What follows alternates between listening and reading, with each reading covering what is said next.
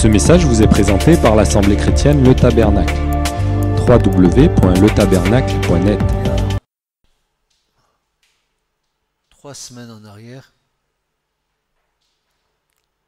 et je compte le temps, parce que j'y suis impliqué dedans. J'ai donné un début de message à l'église.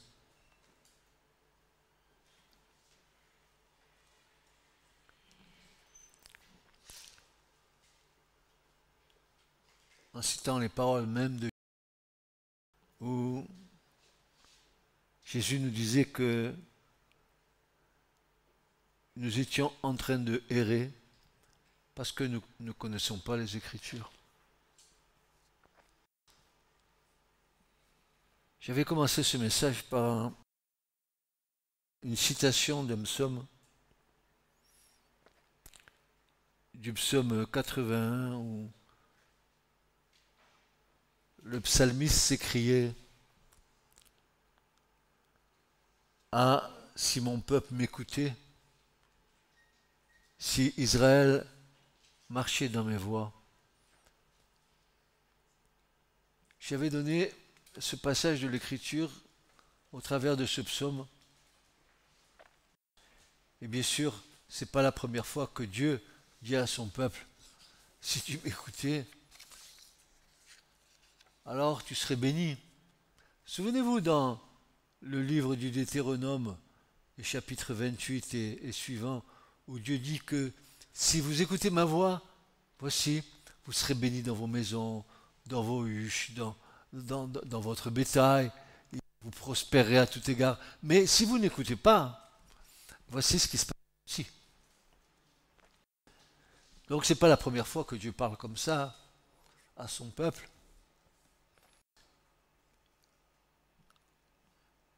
Dieu a l'expérience de l'homme pécheur et il sait très bien que l'homme pécheur est incorrigible.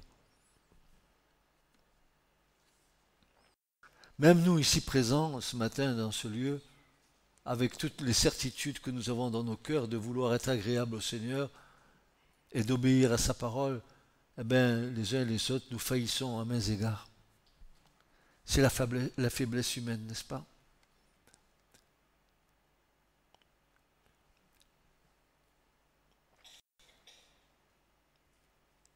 Mais Dieu vient au secours de nos faiblesses.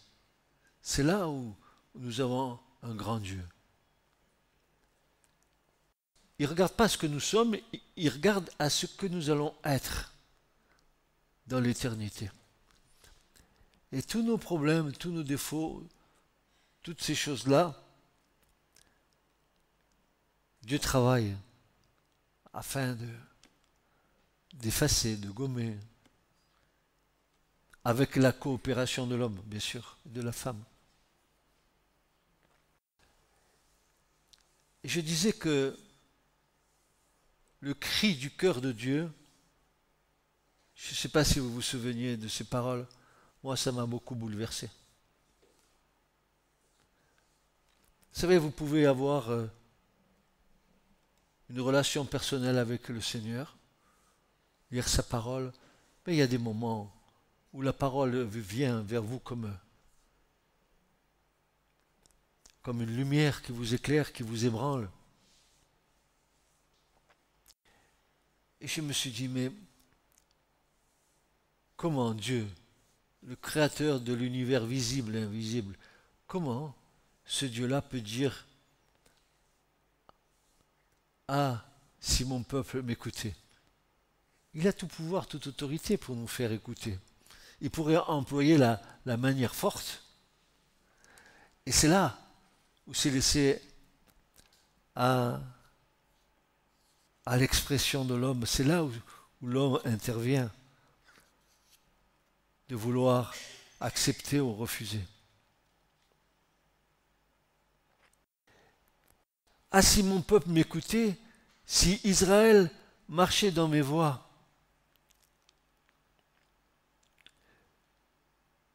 Le cri du cœur de Dieu, c'est comme une complainte, comme si Dieu se plaignait. Ah, si mon fils m'écoutait, si ma fille m'écoutait, elle s'éviterait pas mal de problèmes, n'est-ce pas? Si mon mari m'écoutait, ah,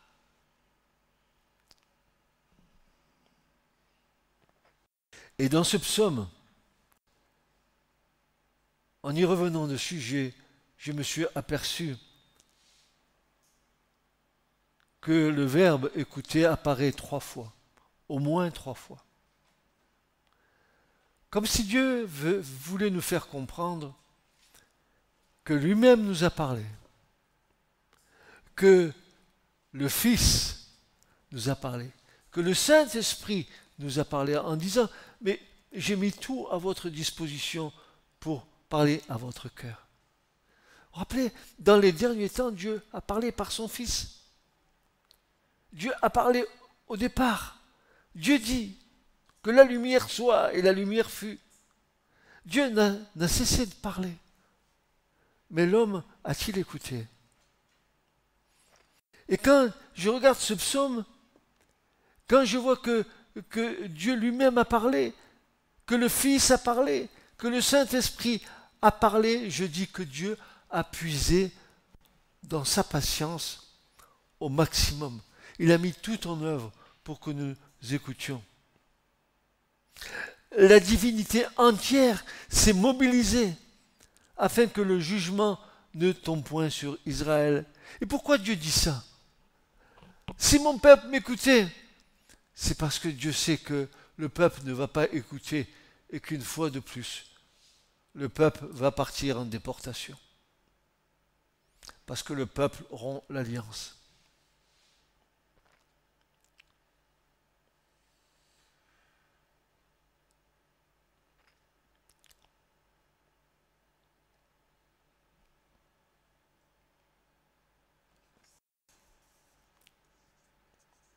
Avons-nous mesuré la conséquence de rompre l'alliance avec Dieu? Et ce que cela implique? D'abord dans le royaume de Dieu, ensuite dans le cœur de Dieu. Quand quelqu'un se sépare de Dieu, retourne à son vomi.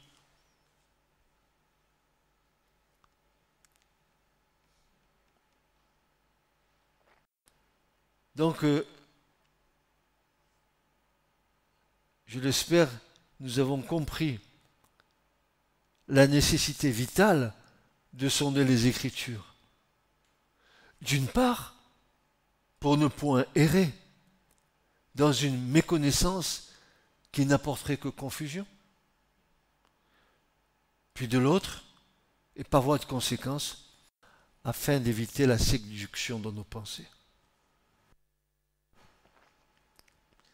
Si tu es établi sur la parole de Dieu, tes pensées sont fondées sur la parole et non pas sur tes propres pensées. Et c'est ce que Jésus va leur dire. Il va leur dire dans Matthieu 22, 29, il va leur dire, vous errez ne connaissant pas les Écritures ni la puissance de Dieu.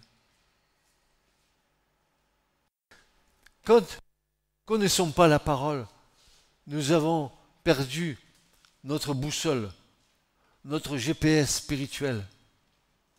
C'est cette parole qui nous guide sur le chemin de la vérité, sur le chemin de la sainteté, sur le chemin étroit qui nous conduit au royaume. Oui, Jésus dit, vous errez. Vous perdez. Et en errant, vous péchez. Parce que vous ne connaissez pas les Écritures. Et en ne connaissant pas les Écritures, vous péchez. Vous ne savez pas ce que Dieu veut.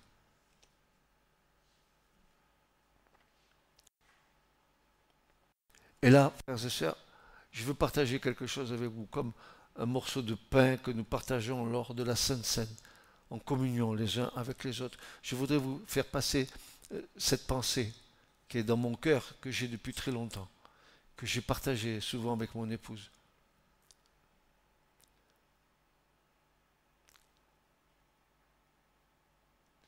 Souvenons-nous, lorsque le Seigneur de gloire prenait le rôle de l'exégète, il est enseigné comme ayant autorité divine. Il était le seul interprète des paroles divines. C'est ce que l'apôtre Jean nous transmettait dans son évangile lorsqu'il écrivait ceci. dans 1 Jean 1, 18, il écrivait ceci: personne ne vit jamais Dieu. Personne ne vit jamais Dieu. Le Fils unique, qui est dans le kolpos, qui est dans la matrice du Père, qui est dans le sein du Père, lui l'a fait connaître. Jésus, c'est celui qui nous a fait connaître le Père. Et quand vous regardez ce mot, ce verbe qui est là, qui est chargé de sens, d'un poids de gloire, le verbe exegeomai en grec, qui veut dire enseigner, qui veut dire enseignant, l'exégète, le seul interprète des paroles sacrées de son Père. Jésus est le seul interprète de la parole de son Père. Il est lui-même parole de Dieu. L'exégèse exclusive du royaume de Dieu. Et là, écoutez bien, le Saint-Esprit, lui, perpétuant le ministère de Christ sur la terre, ne fait que rappeler les paroles du seul et unique interprète des paroles de son Père. Le Saint-Esprit ne parle pas ex cathedra. Je m'explique. Le Saint-Esprit ne parle pas comme ayant autorité. Cela appartient au Seigneur. Je cite, Jésus dira, tout pouvoir, toute autorité m'a été donnée dans les cieux et sur la terre. Amen, amen. Tout pouvoir, c'est lui qui le détient. Le Père lui a tout donné. C'est pour cela que le Saint-Esprit ne parle pas de lui-même. Aujourd'hui, on voudrait nous faire croire que de nouvelles révélations nous sont communiquées par le Saint-Esprit. Jamais, jamais, au grand jamais, la troisième personne de la divinité ne parlera de sa propre autorité. Son rôle a été déterminé. Il est la mémoire vivante du Christ sur la terre. Il ne dit rien d'autre que ce que Jésus a dit. Ne croyez pas tous ces enseignants qui disent détenir de nouvelles révélations. C'est du baratin, c'est de la séduction. Dieu, dans les derniers temps, nous a parlé par son Fils, d'une manière définitive. Et le Saint-Esprit sur la terre, qui perpétue le ministère de Christ, lui, nous rappelle ce que Jésus a dit, point barre, point final. Nous voulons tordre la parole, lui faire dire ce qu'elle ne dit pas.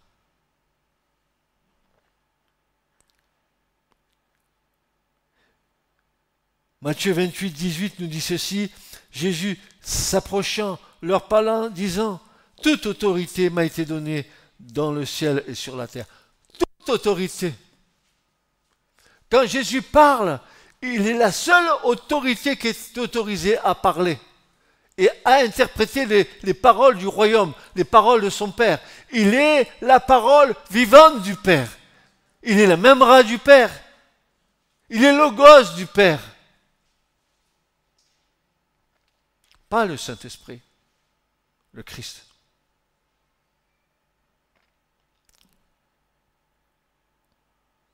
Vous voyez, lorsque Jésus expliquait les Écritures, elle-même témoignait que ceux et celles qui écoutaient les paroles de grâce sortant de sa bouche, quand ils écoutaient les paroles du Seigneur, ils voyaient s'allumer en eux un feu. Un feu qui va brûler ton cœur. Une parole dite à propos, c'est comme une pomme ciselée d'or, va dire Jérémie. Une parole qui est pour toi, pas pour l'autre à côté, pour toi. Car Dieu a une relation personnelle avec chacun d'entre nous.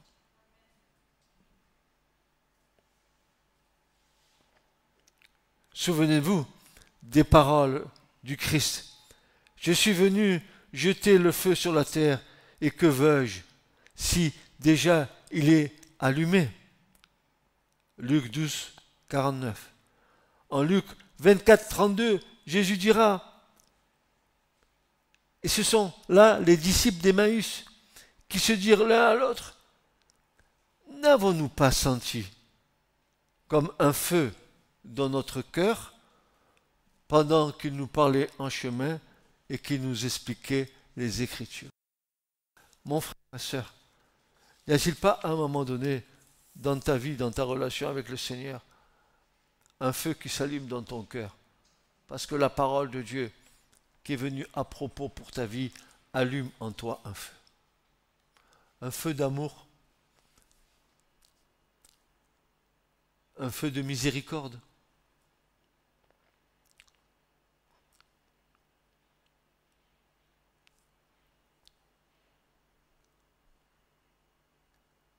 Tu diras au sacrificateur, dis-lui, tu ne laisseras pas le feu sur l'autel s'éteindre. Et nous parlons de l'autel des holocaustes, qui est le type de la croix. Tu ne le laisseras pas s'éteindre.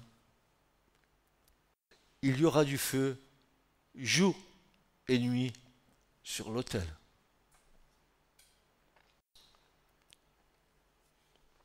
Jésus a allumé un feu dans nos vies.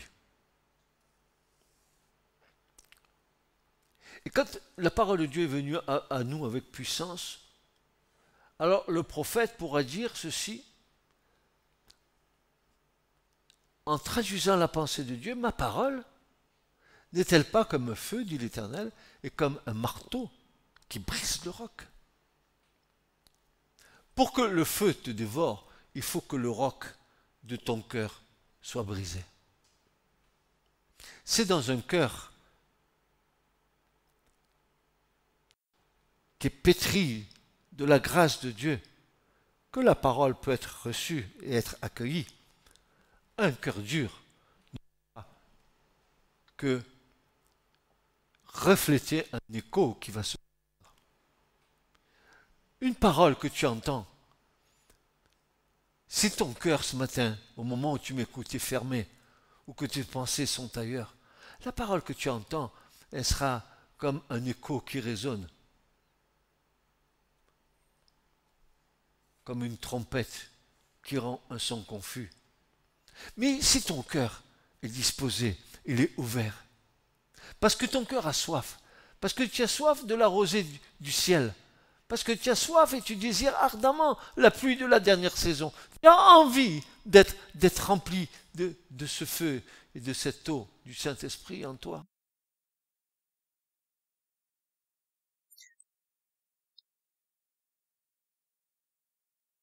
C'est la dimension, c'est la dimension de ton amour qui augmente avec le Christ. C'est un cœur qui tend ses bras et qui accueille celui qui veut prendre place sur le trône de ton cœur.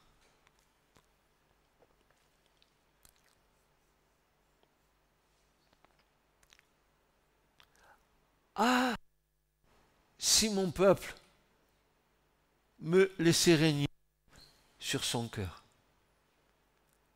Parce que déjà, Dieu, il avait en vue de changer nos cœurs de pierre en cœurs de chair, n'est-ce pas? C'était la nouvelle alliance. La Brit Hashada, l'alliance renouvelée que Dieu a faite au travers de son Fils. Des cœurs de chair.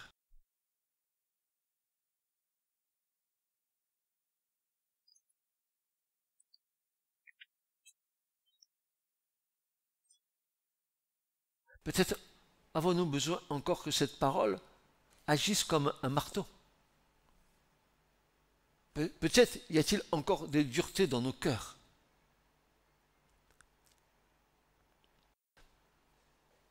Parfois, tu te dis, je ne suis pas si moche que ça.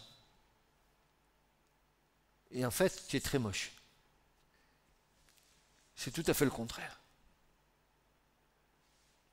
Des fois, tu te dis, mais je suis arrivé.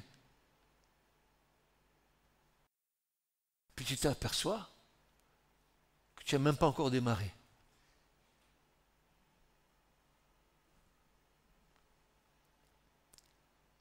Mais tu tends. Tu tends. Tu veux le saisir.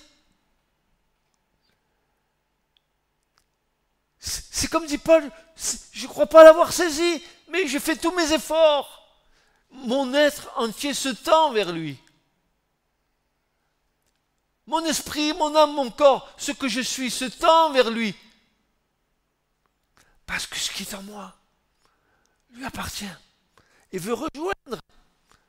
Tu n'as pas compris que ce qui est en toi veut rejoindre ce qui est l'ineffable, ce qui est le saint, ce qui est le juste, ce qui est le pur.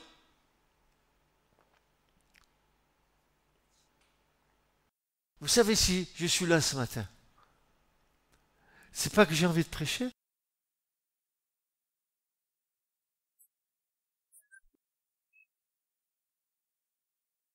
C'est que je suis obligé de le faire.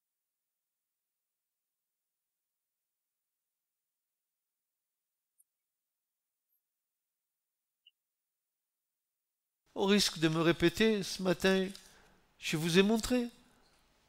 À 7 heures du matin, on est avec ma femme en train de prier. Je vois mon téléphone qui me dit j'ai un SMS. Qui peut m'envoyer un SMS à 7 heures du matin, dites-moi. Un dimanche matin, c'est le mois d'août. On pense à aller se tremper les fesses à Palavas. Je reçois un SMS de l'autre bout de la France qui me dit, frère, vous êtes comme une lumière au milieu des ténèbres. Continuez. Continuez.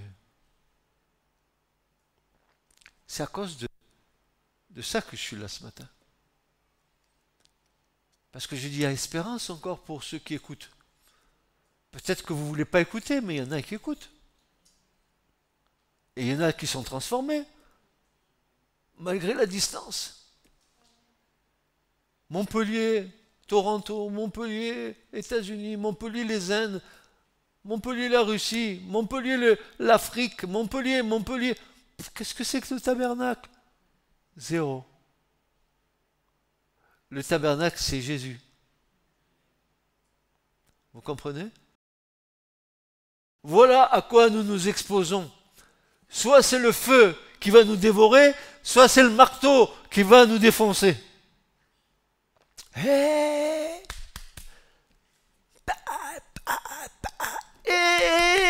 allez, encore un petit coup, mon pauvre. Tu n'as pas compris? C'est le potier. Il veut faire de toi un vase d'honneur unique. Alors il va te prendre comme une patte dans l'argile. Il va commencer et pam, balal, il va te prendre. Il va commencer à frapper, te pétrir. Il y a besoin de sortir les impuretés, tu as compris? Allez, en avant. Et puis, parallèlement, il commence à te donner une forme. La forme que tu as aujourd'hui. Il te donne une forme qui est unique. Parce qu'il n'y a pas de peau comme toi. Qui est unique. Puis, pour que l'œuvre demeure parfaite, le potier il prend le pot et le met dans un four. Le feu de l'épreuve.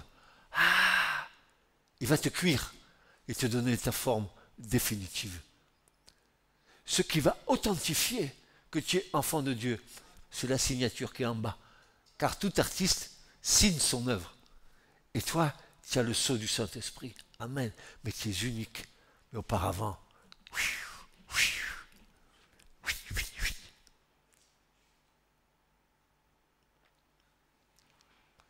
Maintenant, sondez, et vous avez une bonne raison, une excellente raison, non pas que vous sondiez pour que votre connaissance grandisse ou enfle, car la connaissance enfle, dira Paul, mais l'amour, c'est bien mieux, ça édifie.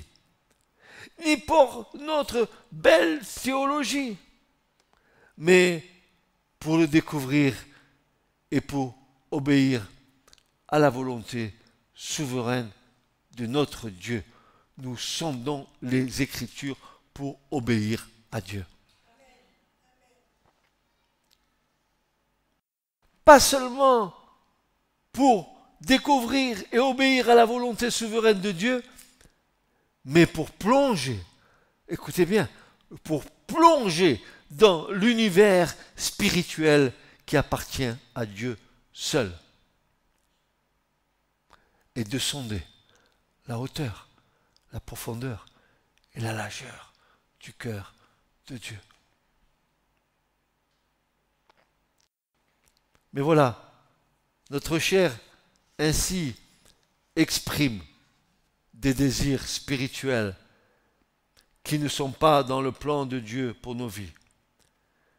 J'appelle aussi cela les illusions ou les mirages de la foi non soumise à Dieu. Oui, la chair a des désirs.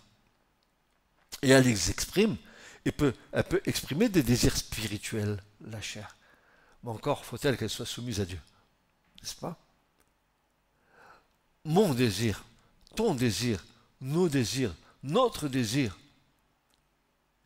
n'est pas ce que je souhaite, mais un élan de l'Esprit Saint, créateur de ce désir en moi.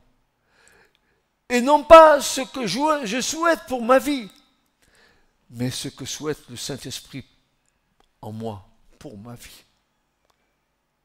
Et le psalmiste, je disais il y a 3 semaines en arrière, je reprends ce passage parce qu'il me paraît important, c'est en l'espèce David, le roi qui disait « Fais de l'Éternel tes délices, tes désirs, et il te donnera ce que ton cœur désire. » Psaume 34, verset 7. Ce que ton cœur désire, il l'aura, mais à condition que tu fasses de l'Éternel tes délices et tes désirs. Ne te trompe pas de priorité. Ce n'est pas ton désir qui est prioritaire, c'est Dieu qui est prioritaire. Et si tu as un saint désir dans ton cœur, Dieu l'exaucera.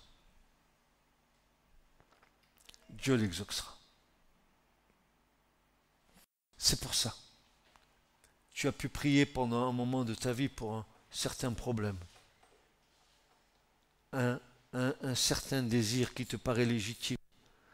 Car peut-être cela soulagera ta vie, ton entourage, je ne sais. Celui qui est à ta droite ou celui qui est à ta gauche, je ne sais. Dieu le sait. Mais, à un moment donné, si tu marches droit, en aimant le Seigneur de tout ton cœur, tu verras ton désir se réaliser. Tu verras les miracles de Dieu. Tu verras le miracle de Dieu. Regarde, Seigneur. Regarde. Ça fait depuis sa naissance. Il est aveugle. Il ne voit pas. Il tâtonne. Il est malheureux. Il n'est pas comme les autres. Oh, il y a le cri du cœur. Je sais que tu peux faire les choses. Je sais que tu es tout puissant. N'es-tu pas le créateur de l'univers? N'es-tu pas dit? Les apôtres n'ont pas dit, Seigneur, dis seulement une parole et mon serviteur sera guéri. Ma servante sera guérie. Et si je m'approchais de lui? Et si je fendais la foule? Et si j'osais la foi? Et si je touchais le pan de son vêtement? Alors peut-être je serais guéri. Va, ose. Et la foi? Ne te pose pas 10 milliards de questions. Crois simplement. Va. Va avec la foi que tu as.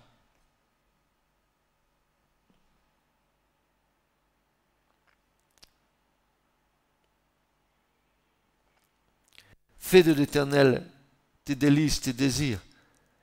Il te donnera ce que ton cœur désire.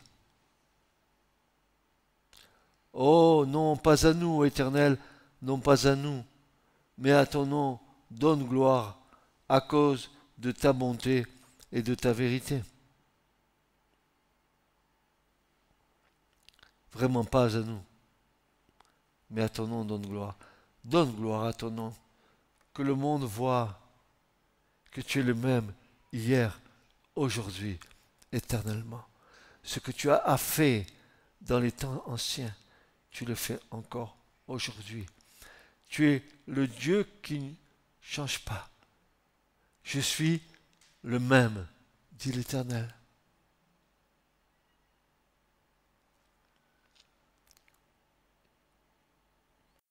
Vous pensez bien, frères et sœurs, que la pensée de la chair,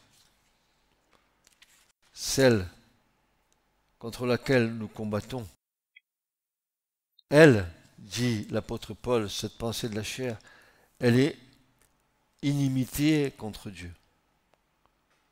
Et le mot grec qui est là, dans l'Épître aux Romains, chapitre 8, le mot grec ektra est bien plus forte qu'inimitié contre Dieu. On pourrait traduire, et certains le traduisent comme cela, en nous disant que la chair, elle est ennemie de Dieu. Voyez-vous, ce matin, j'ai plaisanté un peu avec mon épouse. Je lui ai dit, tu te rends compte? Je suis tellement travaillé avec la conversion des âmes. Tellement.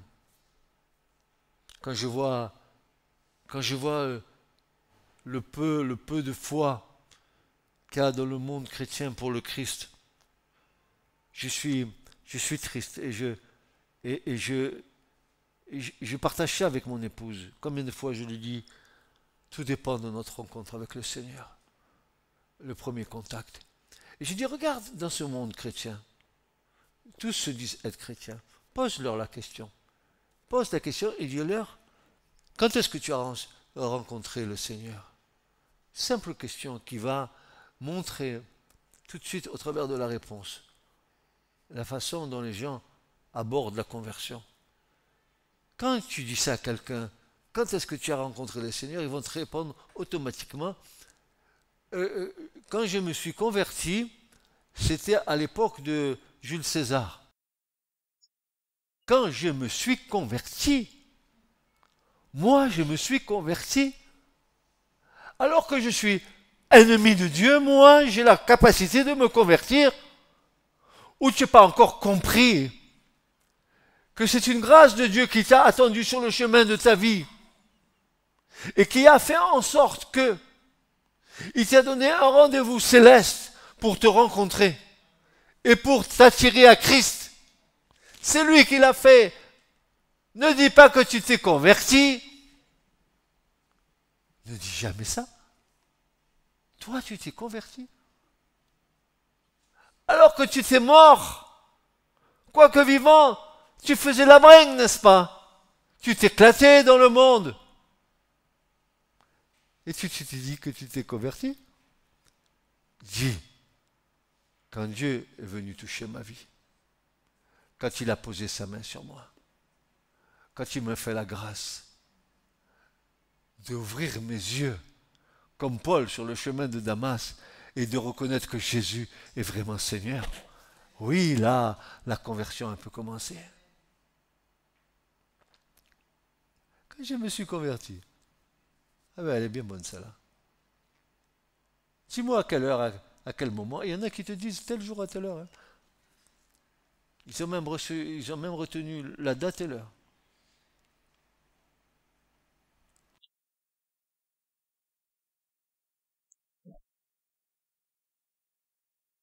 Oui, la chair est ennemie de Dieu. Elle s'oppose à la volonté souveraine de Dieu. Dans tous les cas, cette volonté souveraine de Dieu à notre égard va nous aider à révéler l'inimitié et l'incirconcision de nos cœurs. Mon Dieu. Qu'est-ce que c'est que, qu'est-ce que c'est que la repentance?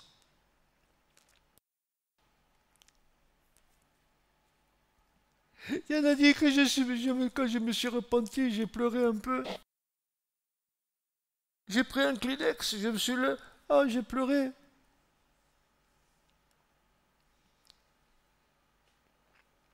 Ouais, mais si tu pleures et tu ne changes pas, à quoi que ça sert que tu pleures? Va à Carrefour, va chercher encore des Kleenex. C'est pas fini.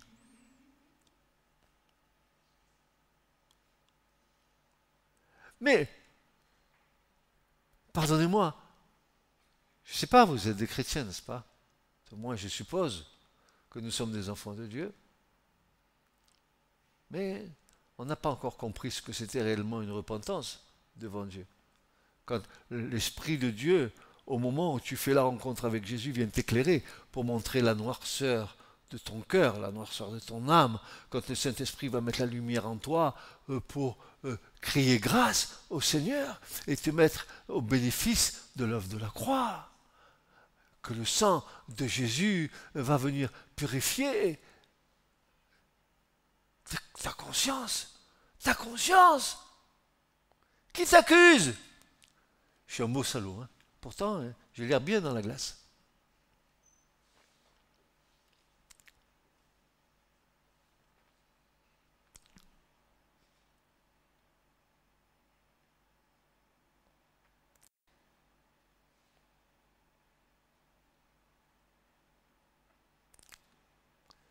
Frères et sœurs, ce que je veux être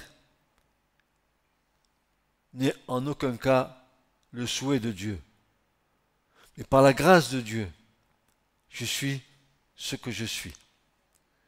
Je ne suis pas ce que je veux être. Je suis celui qu'il veut que je sois. Ah, on va inverser les rôles. Je suis celui que lui veut que je sois. Alors là, tu comprends, quand ton moi il est mis de côté, il regime un peu. Hein? Francis et 50 millions de Francis, c'est moi et moi. Aujourd'hui, avec Jacques Dutronc, c'est 7 milliards de Chinois. Ils ont multiplié entre-temps. Frères et sœurs, les désirs les plus légitimes que nous ayons doivent être en harmonie avec la volonté divine et sa souveraineté. Il faut que ça soit en harmonie. Ce que je veux doit être en harmonie avec ce que Dieu veut de moi. Pour pas qu'il y ait de décalage. Et pourquoi? Et pour ne pas que nous ayons à ramer longtemps pour arriver au plan de Dieu, pour comprendre enfin que maintenant, il faut que j'abdique, il faut que lui règne en moi.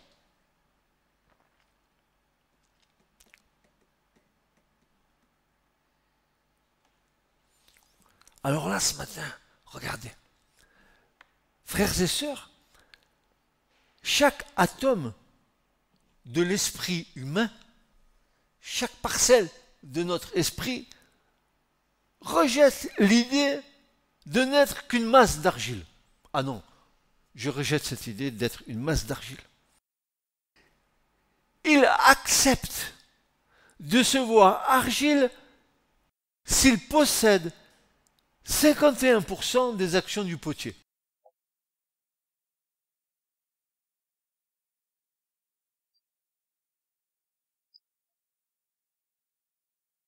je vais bien être potier, mais à condition que j'ai 51% des actions du potier sur ma vie.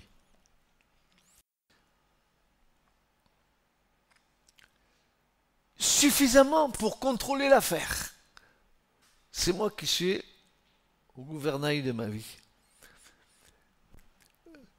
Si tu as 50-50, c'est dépendant de l'autre. Mais si tu as 51-49, c'est toi qui es majoritaire encore. Donc c'est toi qui as le gouvernail. Oh Seigneur, je suis à toi, je suis à toi, je suis à toi. On l'a chanté.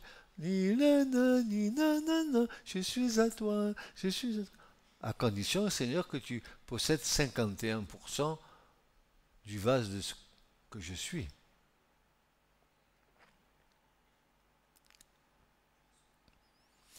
Même le chrétien, l'enfant de Dieu profondément convaincu de la souveraineté de Dieu, trouve une satisfaction particulière à accorder 49% de l'entreprise à Dieu.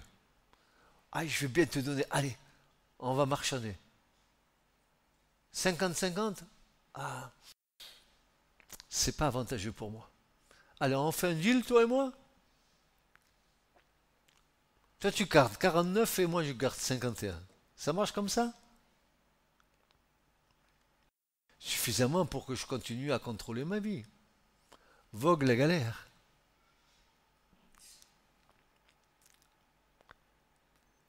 Chaque fois que nous nous éloignons des Écritures pour chercher notre inspiration ailleurs, nous nous écartons volontairement d'un discernement spirituel. Frères et sœurs, qu'est-ce que tu préfères? Le Big Mac de McDonald's tout près? Et tu passes devant le truc, tu dis je veux un McDo. Il te dit l'autre, double, triple. Moi l'autre jour, c'était la première fois que j'étais allé un soir après l'église.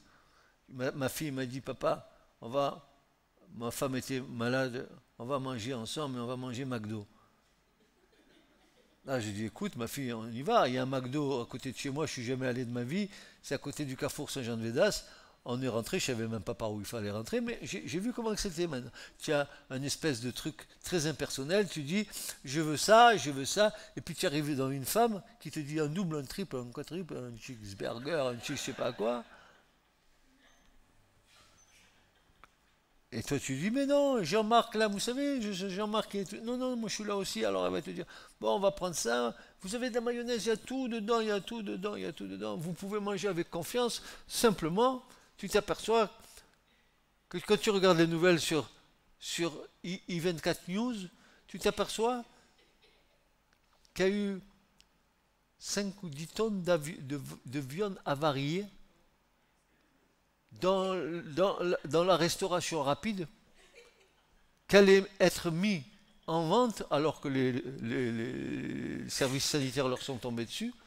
Et toi, tu viens devant le McDo, tu dis, ouais, Big Mac, comment vous le voulez? Double, triple, quadruple, ouais, je le veux comme ça, parce que j'ai grosse faim ce soir. Hein. Et puis les frites, elles sont bonnes.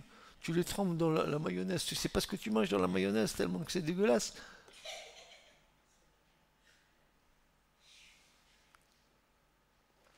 Alors, écoute, pourquoi je dis ça?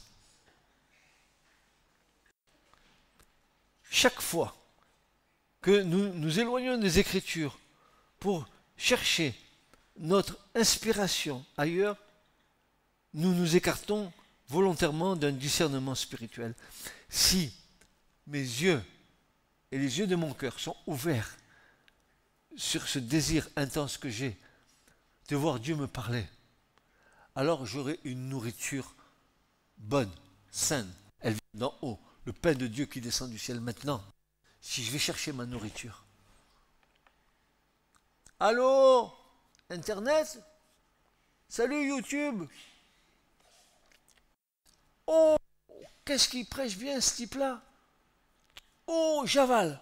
Oh, un steak Big Mac avec de la viande avariée et empoisonnée. Et je mange. Et je m'en délecte. Et je m'en délecte. Et ensuite, à un moment donné, en moi, il y a une espèce de confusion qui s'installe. Je ne sais plus si je vais à droite ou à gauche. Je ne sais plus où je vais tellement que je suis perdu dans mes pensées. Et Jésus va leur dire, vous savez pourquoi vous êtes dans l'erreur? Tu sais pourquoi tu es dans l'erreur? Car tu ne connais pas les Écritures. Car vous êtes dans la séduction. Car vous ne connaissez pas la puissance de Dieu. Cette puissance de séduction agit dans notre spiritualité chaque fois que nous nous saisissons de la parole de Dieu et la détournons à notre avantage. C'est la pire des séductions. Tordre les Écritures est une des offenses les plus graves faites à Dieu. Faire dire à Dieu ce que Dieu n'a pas dit est extrêmement dangereux.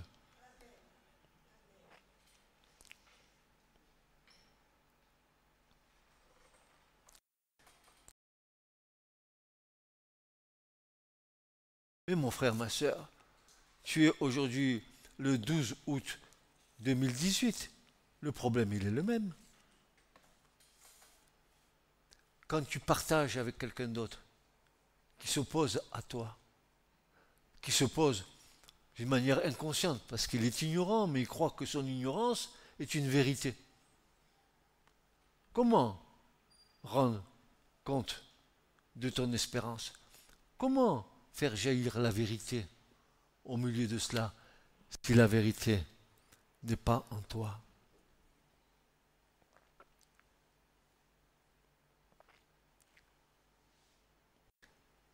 Chaque fois que nous voulons prendre notre part, c'est-à-dire le pain vivant qui descend du ciel, chaque fois que nous voulons le chercher ailleurs que dans la parole inspirée de Dieu, alors Jean nous avertit, il va nous dire ceci. Dans 1 Jean 4, 6, Jean va nous dire, nous et vous, j'espère, nous sommes de Dieu. Celui qui connaît Dieu nous écoute.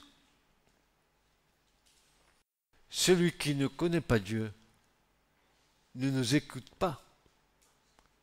À cela, nous connaissons l'esprit de vérité et l'esprit d'erreur. Comment faire la distinction entre la lumière et les ténèbres si toi-même tu n'es pas lumière?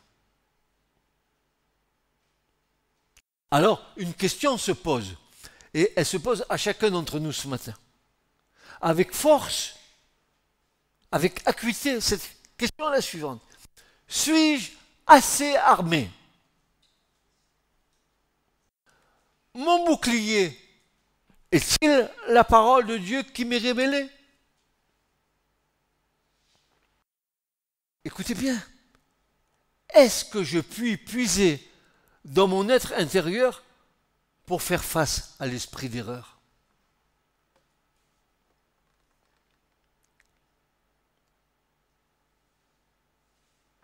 Jésus, se présentant au Père en tant que souverain sacrificateur selon l'ordre de Melchisédek, fera cette prière dite sacerdotale.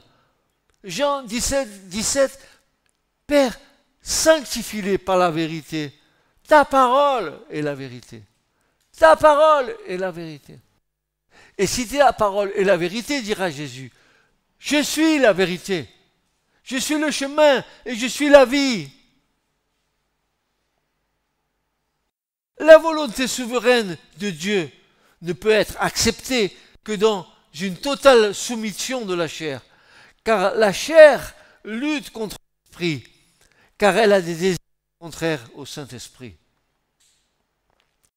Voyez-vous, il y a quelques années en arrière, j'ai compris une des actions essentielles du Saint-Esprit qui est tellement minimisée dans nos doctrines.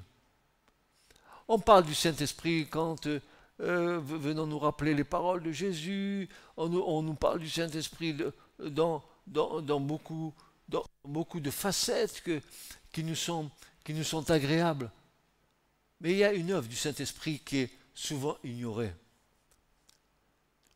D'abord, le Saint-Esprit, dit Paul, nous a été donné pour combattre contre la chair. Et la chair contre l'esprit. Mais ça va plus loin. Le Saint-Esprit nous a été donné pour une bonne et simple raison.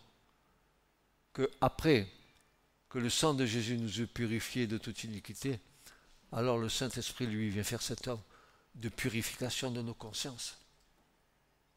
Comme dit l'Épître aux Hébreux, il vient nous purifier de toute œuvre morte. Vous savez, les œuvres anciennes, tous nos péchés anciens, ce que nous avons enfoui, ce que nous avons caché, une des œuvres du Saint-Esprit, et pas des moindres, c'est venu nous purifier de tout cela, afin que nos consciences ne nous accusent plus.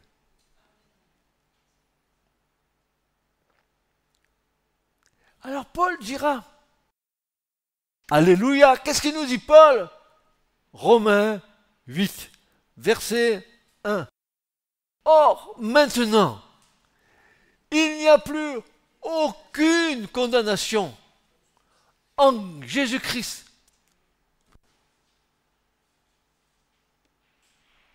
À quelles conditions?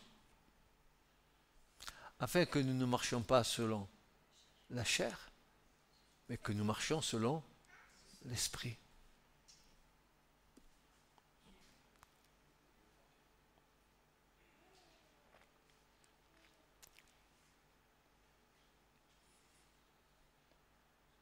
Là où le bas blesse, confronté à la souveraineté de Dieu, nous réalisons certaines vérités bibliques et nous les réalisons comme ayant que peu d'utilité. Je vais m'expliquer. Toutes les vérités bibliques ont leur utilité. Mais à ce point-là, nous disons c'est peu d'utilité pour moi. On n'a pas encore compris. Et pourquoi direz-vous que c'est de peu d'utilité? Car il nous faut renoncer à notre volonté pour pouvoir accepter certaines vérités de l'Écriture. Quand notre volonté a décidé de s'affranchir elle-même de certaines réalités spirituelles fondamentales, elle laisse libre cours à son désir de pensée personnelle et elle s'envole hors du chemin. J'ai quitté le chemin.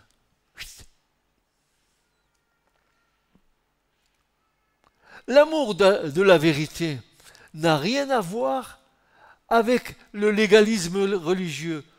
Trop de chrétiens se contentent de lire nonchalamment la surface de l'Écriture. Sonder et se plonger de plus en plus profond. Car la parole de Dieu est un immense iceberg. Ce n'est pas ce que nous voyons à la surface de l'eau qui est la réalité de l'iceberg, mais ce qui est profondément caché sous l'eau. Ce qui est caché sous l'eau, c'est la révélation. C'est le voile relevé pour qu'apparaisse la compréhension. C'est l'intelligence ouverte, afin que nous entendions les vraies paroles de Dieu. Eh bien pour nous, frères et sœurs, ça doit être le soir de la résurrection. Vous pouvez faire cette prière. Je veux être comme les disciples le soir de la résurrection. Seigneur, je veux être comme eux. Et qu'est-ce qui était spécifique à ce moment-là? Pourquoi ils ont voulu être comme ça? Jésus leur dit, ce sont ici les paroles que je vous disais quand j'étais encore avec vous, qu'il fallait que toutes les choses qui sont écrites de moi dans la loi de Moïse et dans les prophètes et dans les psaumes furent accomplis. Fussent accomplis. Alors, que fit Jésus? Que fit-il? Il ouvrit l'intelligence. Dit, j'ai besoin que tu m'ouvres mon intelligence. Si tu fais cette prière, le Seigneur va le faire. Ouvre mon intelligence. C'est-à-dire, ôte le voile. Ouvre complètement ce qui est fermé en moi. Fais-moi comprendre une chose, Seigneur. Ouvre les yeux et les oreilles. Ouvre mes sens. C'est l'obscurité de l'intelligence humaine qui reçoit la lumière de Dieu.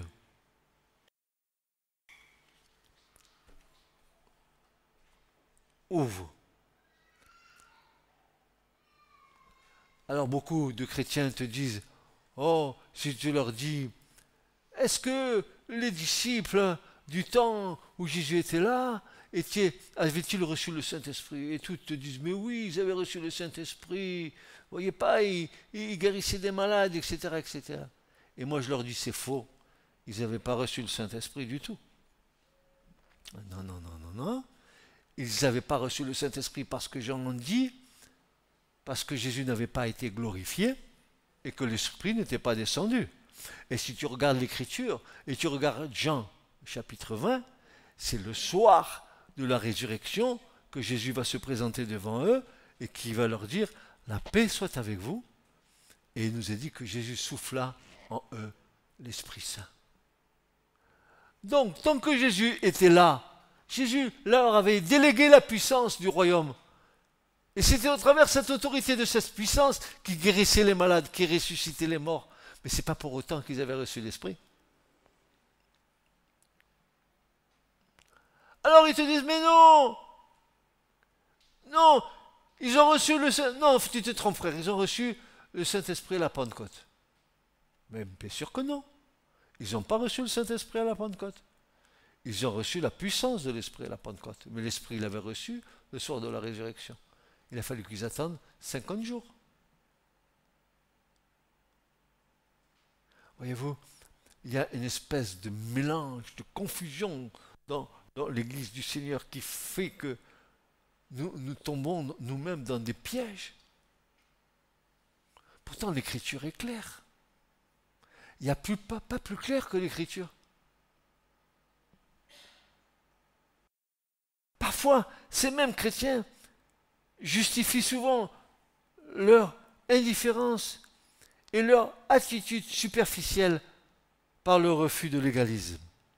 Inversement, ils rejettent toute tentative de déclarer la vérité avec autorité, comme étant de l'étroitesse d'esprit empreinte de pharisianisme.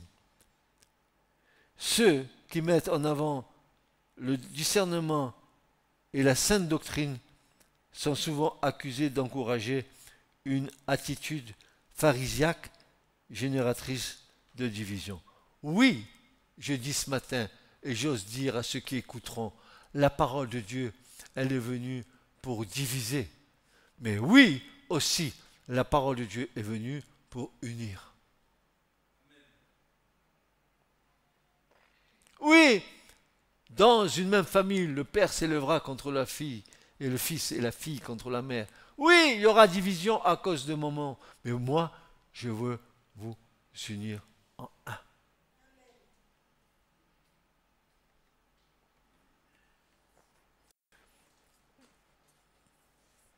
Suis-je long? Vous n'êtes pas trop fatigué? Ou c'est moi qui me fatigue tout seul?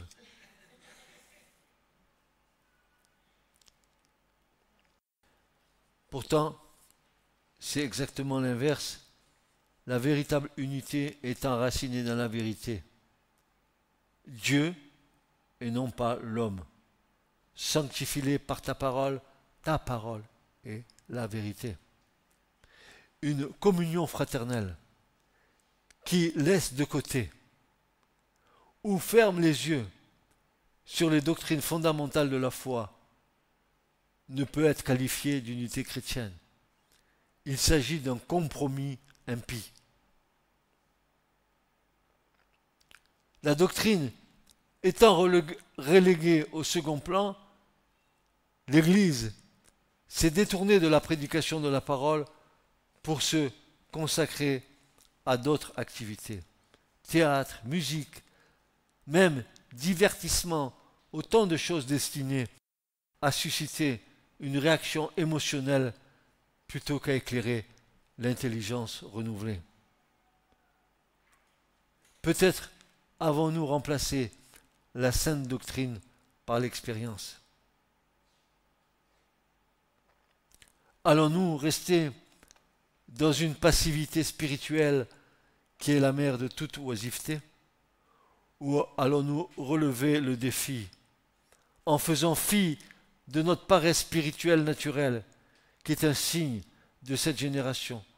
Allons-nous relever le défi pour pénétrer dans le cœur de Dieu et recevoir une vision prophétique pour cette fin des temps que tous proclament, mais que peu savent et ne discernent? Quel est le temps prophétique à l'horloge de Dieu? Alors reviens à nous avec force. Sonde les Écritures, c'est elles qui rendent témoignage de moi.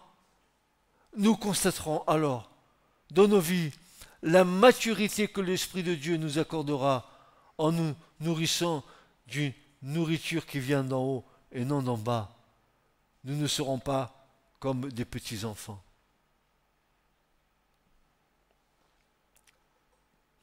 Déjà du temps des apôtres,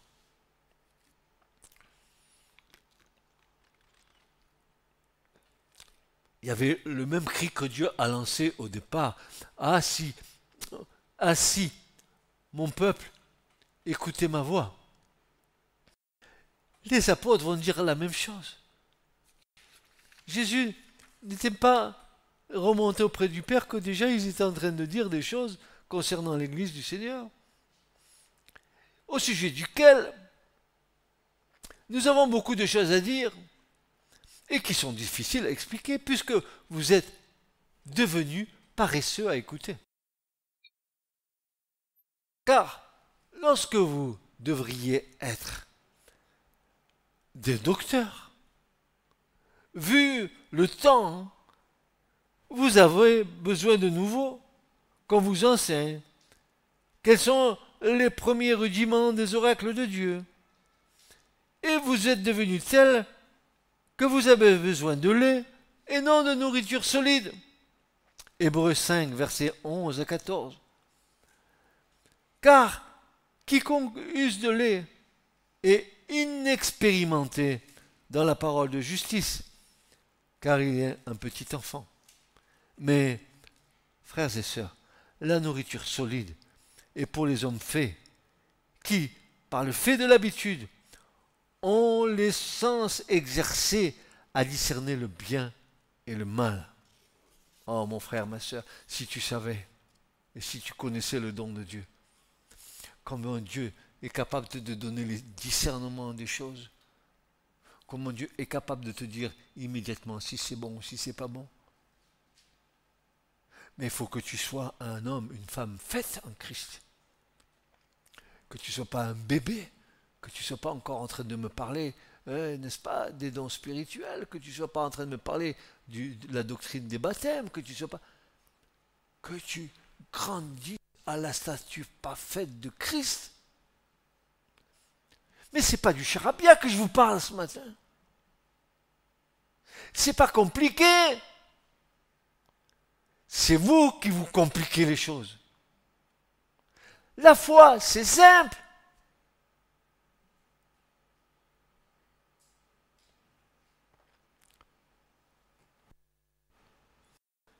Et ça continue. Chapitre 6, 1 à 3. C'est pourquoi, laissant la parole du commencement du Christ, avançons vers l'état d'homme fait, d'homme adulte, d'homme mûr, d'homme accompli. Ne posons pas de nouveau le fondement de la repentance, des œuvres mortes et de la foi en Dieu, de la doctrine des ablutions, de l'imposition des mains et de la résurrection et du jugement éternel. Et c'est ce que nous ferons si Dieu le permet. Alors l'auteur de l'épître dit, avançons vers l'état d'homme fait, d'homme accompli, d'homme télios, d'homme parfait en Christ. Mais, dira Paul, mais nous, dira Paul, nous avons la pensée de Dieu.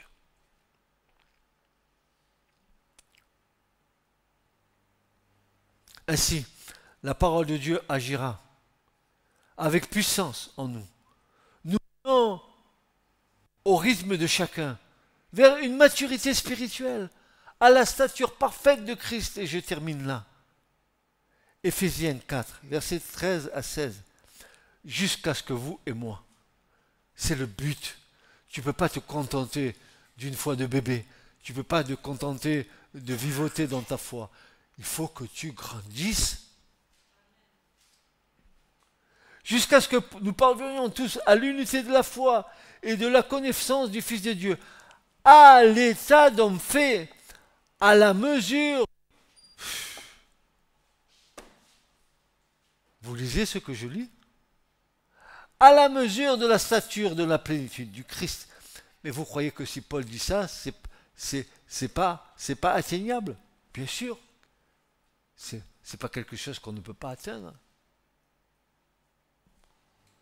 Afin que nous soyons plus de petits-enfants, ballottés, emportés ça et là, par tout vent de doctrine dans la tromperie des hommes, dans leur habileté à user de voies détournées pour égarer, mais que, étant vrai dans l'amour, nous croissions en toutes choses jusqu'à lui, qui est le chef, le Christ, duquel tout le corps, l'Église, bien ajusté et lié ensemble par chaque jointure du fournissement produit selon l'opération de chaque partie dans sa mesure, l'accroissement du corps pour l'édification de lui-même en amour.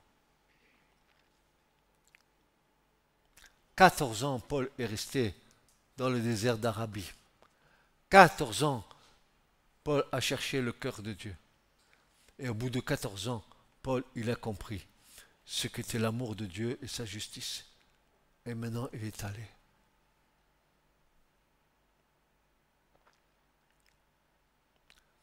Frères et sœurs, je ne sais pas encore combien de temps le Seigneur me donnera d'apporter la parole. Je ne sais pas. Je le ferai de tout mon cœur. Mais je ne changerai pas. Je vous dirai toujours la vérité. Je vous dirai, et je vous redis ce matin, le chemin est étroit pour entrer dans le royaume. Ne croyez pas parce que vous dites Jésus que vous avez la assurance d'entrer dans le royaume. Beaucoup ont dit Seigneur, Seigneur. Et Jésus leur dira, je ne vous connais pas. Ne vous appuyez pas sur des fantasmes de vos pensées. Ne vous appuyez pas sur la foi de votre époux ou de votre épouse. Appuyez-vous sur lui et sur lui seul. Que Dieu vous bénisse. Ce message vous a été présenté par l'Assemblée chrétienne Le Tabernacle. www.letabernacle.net